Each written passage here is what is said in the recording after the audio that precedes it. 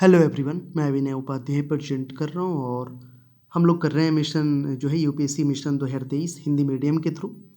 और daily basis पे मैं प्रीलिम्स एग्ज़ाम्स के लिए जो यूपीएससी का प्रीलिम्स का पेपर है उसके लिए द हिंदू से इम्पॉर्टेंट फैक्ट्स कवर कर रहा हूँ। और इसे मैंने 1 जून से शुरू किया था और हम लोग आ गए हैं 28 जून 2022 वाले वीडियो पे। तो मुझे उम्मीद है कि पीछे के 1 से लेके 27 जून तक के सभी वीडियोस को आपने देख लिया होगा। अगर नहीं देखा है तो अलग सेपरेट प्लेलिस्ट है, उसमें जाके आप ज़रूर देखिए।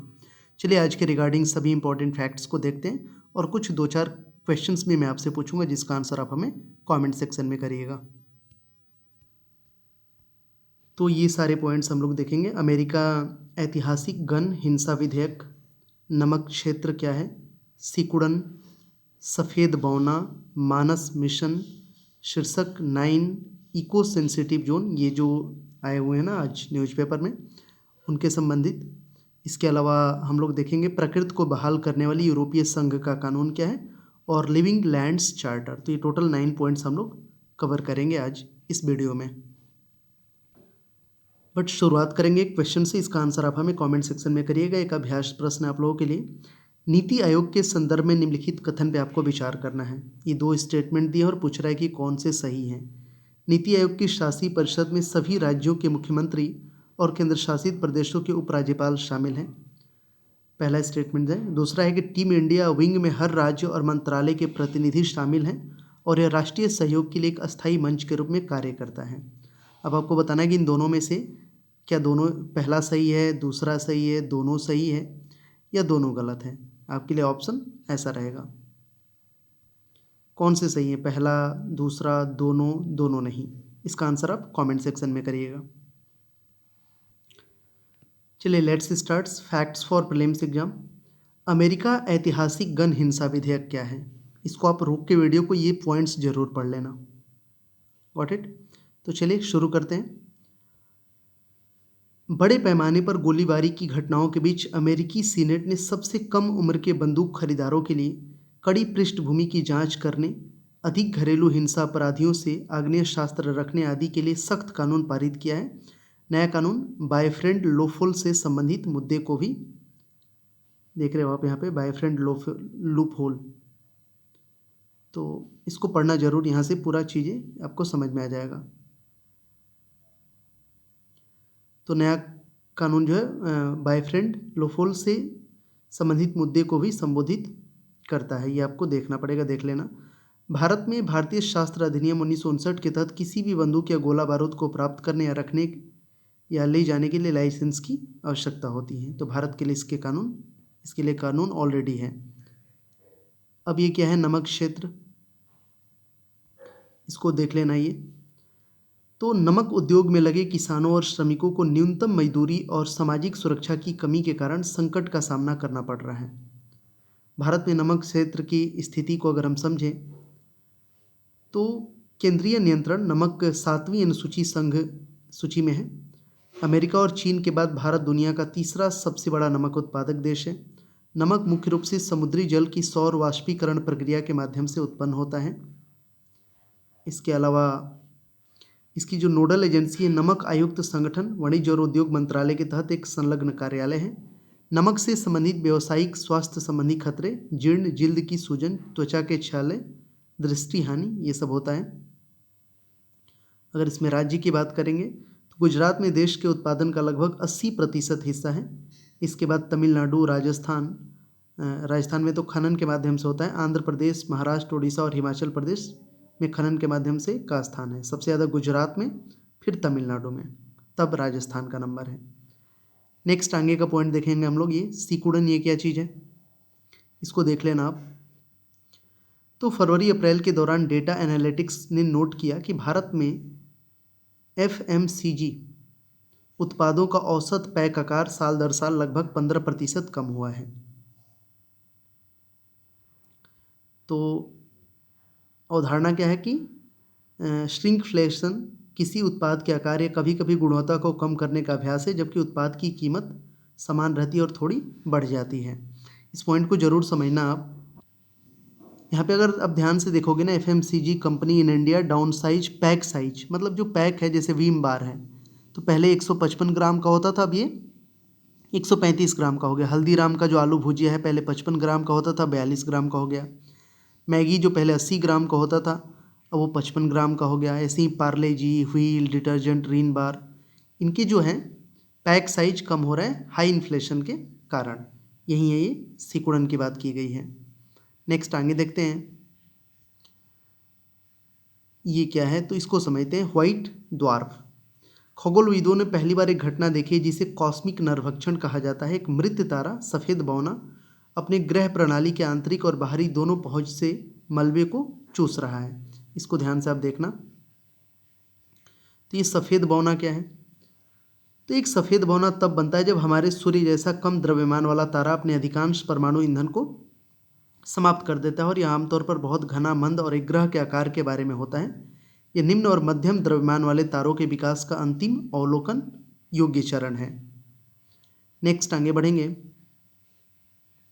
मानस मिशन, इसको समझना है यहाँ से आप। तो जो है देर से सॉफ्टवेयर डिलीवरी के कारण नासा के साइके मिशन, नासा के डिस्कवरी प्रोग्राम का हिस्सा है, को क्षुद्र ग्रह में देरी कर दी। अब ये मानस क्या है? तो मानस मंगल और बृहस्पति के बीच एक क्षुद्र ग्रह है। जो चीज़ इसे अद्वितीय बनाती है वह यह है कि यह हमारे सौरमंडल के निर्माण खंडों में से एक प्रारंभिक ग्रह का उजागर निकल और लौह कोर प्रतीत होता है। फिर आगे समझेंगे शीर्षक 9। शीर्षक 9 एथलेटिक्स में लैंगिक समानता और परिसरों में यौन उत्पीड़न को रोकने में अपनी भूमिका के लिए जाना जाने वाला कानून 50 वर्ष का हो रहा है। अभी कानून क्या कहता है? तो कानून शिक्षा में सेक्स के आधार पर भेदभाव को रोकता है और इसी उम्र के बावजूद LGBTQ समुदाय सहित समानता के लिए चल रहे जोर में एक महत्वपूर्ण हिस्सा बना हुआ है। नेक्स्ट है पर्यावरण के प्रति संवेदनशील क्षेत्र, इसको समझते हैं। ये पॉइंट क्या है? तो केरल में किसान सभी संरक्षित क्षेत्रों, वन्यजीव अभयारण्यों और राष्ट्रीय उद्यानों के आसपास 1 किलोमीटर के इको सेंसिटिव जोन स्थापित करने के सुप्रीम कोर्ट के हालिया आदेश का विरोध कर रहे हैं। तो क्या है ये? राष्ट्रीय वन्यजीव कार्य योजना 2002 से 2016 के अनुसार राष्ट्रीय उद्यानों और वन्यजीव अभयारण्यों की सीमाओं के 10 किलोमीटर के भीतर की भूमि को इको फ्रेजाइल जोन और इको सेंसिटिव जोन के रूप में अधिसूचित किया जाना है। कभी कभी इस 10 किलोमीटर की सीमा को बढ़ाया या घटाया जा सकता है। इसका महत्व क्या है? तो ESZ को संरक्षित इको सेंसिटिव जोन को संरक्षित क्षेत्रों के लिए सदमे अवशोषक के साथ साथ संक्रमण क्षेत्र के रूप में बनाया गया है, ताकि आसपास होने वाली कुछ मानवीय गतिविधियों द्वारा नाजुक परिस्थिति तंत्र पर नकारात्मक प्रभाव को कम किया जा सके। तो यही है। ESZ के लिए समिति है कौन? इकोनॉमिक सेंसिटिव जोन के लिए गडगिल समिति और कस्तूरी रंगन समिति, ये दोनों आपको याद रखना पड़ेगा। नेक्स्ट, प्रकृति को बहाल करने वाली यूरोपीय संघ का कानून को समझेंगे। तो प्रकृति बहाली कानून के लिए यूरोपीय आयोग का प्रस्ताव पहला महाद्वीप व्यापक कानून और जैव विविधता रणनीति का हिस्सा है, जो अपमानित पारिस्थितिकी तंत्र को बहाल करने के लिए बाध्यकारी लक्ष्यों की मांग करता है। इसमें रासायनिक कीटनाशकों के उपयोग को 50% 2030 तक कम करना, पेड़ की छतरी को बढ़ाना कम से कम 10% और नदियों के मुक्त प्रवाह की अनुमति देना शामिल है। तो ये कुछ इंपॉर्टेंट पॉइंट्स थे। नेक्स्ट अगला पॉइंट है लिविंग लैंड्स चार्टर। ये क्या है? तो ये अपनाया गया है राष्ट्रमंडल द्वारा। सभी 54 राष्ट्रमंडल सदस्यों ने संयुक्त राष्ट्र दशक के लिए पारिस्थितिकी तंत्र की बहाली के लिए निर्धारित रणनीति के अनुरूप अपने अपने देशों में स्वेच्छा से एक जीवित भूमि भविष्य की पीढ़ियों को समर्पित करने पर सहमति व्यक्त की है। गैर बाध्यकारी लिविंग लैंड्स चार्टर में कहा गया है कि सदस्य देश वैश्विक भूमि संसाधनों की रक्षा करेंगे और जलवायु परिवर्तन, जैव विविधता हानि और टिकाऊ प्रबंधन के खिलाफ कार्रवाई करते हुए भूमि क्षरण को रोकेंगे। इसके अलावा चार्टर भूमि और महत्वपूर्ण पारिस्थितिकी तंत्र सेवाओं की रक्षा में स्वदेशी लोगों और स्थानीय समुदाय द्वारा प्रदान की गई महत्वपूर्ण संरक्षकता को मान्यता देता है। तो ये आज के रिगार्डिंग हमने सारे इंपॉर्टेंट पॉइंट्स देखे। कुछ क्वेश्चंस देखते हैं जिसका आंसर आप हमें कमेंट सेक्शन में करिएगा। चलिए तो देखते हैं अभ्यास प्रश्न। नाटो से संबंधित है और न्यूज़पेपर में आया था द हिंदू में इससे रिलेटेड। नाटो का गठबंधन से है, इसमें कुछ ये दिए हुए हैं। Istanbul cooperation initiative, euro Atlantic साझेदारी वार्ता, भूमध्य सागरीय संवाद। तो क्या ये संबंधित है नाटो से? नीचे दिए गए कुट का प्रयोग कर सही उत्तर को चुनना है आपको। तो आपके पास ये ऑप्शन है कि पहला दूसरा सही है, केवल 2, 1 और 3, 1, 2, 3। इसका आंसर करिए सभी लोग कमेंट सेक्शन में। जितने भी क्वेश्चंस मैं पूछ रहा हूँ आंसर जरूर करिए। एक और अभ्यास प्रश्न आप लोगों के लिए कि कोविन के संदर्भ में निम्नलिखित कथन पे विचार करना है। तो ऐप आधार प्लेटफॉर्म के उपयोग के माध्यम से लाभार्थियों को कुशलतापूर्वक पहचानने में सक्षम बनाता है। दूसरा है कि कोविन प्लेटफॉर्म का स्वामित्व इलेक्ट्रॉनिक्स और सूचना प्रौद्योगिकी मंत्रालय के पास है। और इसमें पूछ रहा है कि नीचे दिए गए कथन में कौन से सही नहीं है, मतलब इसमें बताना इन दोनों में कौन गलत है। पहला गलत है, दूसरा गलत है, या फिर दोनों गलत है, या फिर दोनों सही है। इसका भी आंसर करिएगा कमेंट सेक्शन में। एक और अभ्यास प्रश्न आप लोगों के लिए, कार्बन डाइऑक्साइड के मानव जनित उत्सर्जन के कारण आने वाले ग्लोबल वार्मिंग को कम करने के संदर्भ में निम्नलिखित में कौन कार्बन पृथक्करण के लिए संभावित स्थल हो सकता है। आपके पास ऑप्शन है परित्यक्त और गैर आर्थिक कोयला सीमा, नष्ट हो चुके तेल और गैस के भंडार, भूमिगत गहरी खारा संरचनाएं। और इसमें सही आपको चुनना है कि कौन होगा।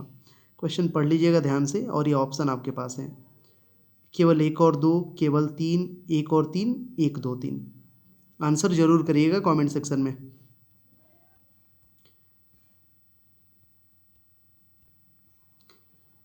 एक ये क्वेश्चन है जो ये 2014 में आया हुआ है यूपीएससी के।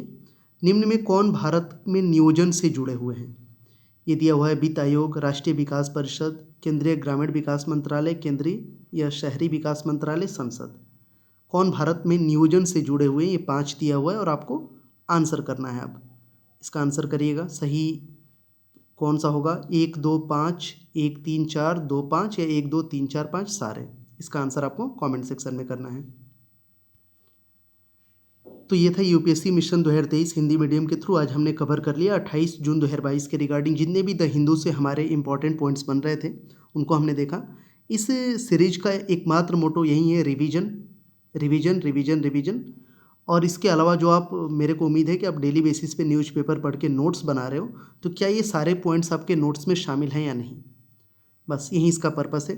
तो पीछे के सभी जो है वीडियो को देखिए, शेयर करिए ज़्यादा से ज़्यादा और ज़्यादा से ज़्यादा लोग जुड़िए जो लोग तैयारी कर रहे हैं हिंदी मीडियम से 2023 2024 या कोई भी यूपीएससी का जो आने वाला एग्ज़ाम आपका है, या फिर कोई भी स्टेट पीएससी, चाहे बिहार का हो, यूपी का हो, राजस्थान का हो, एमपी का हो, सबके लिए हेल्पफुल होगा।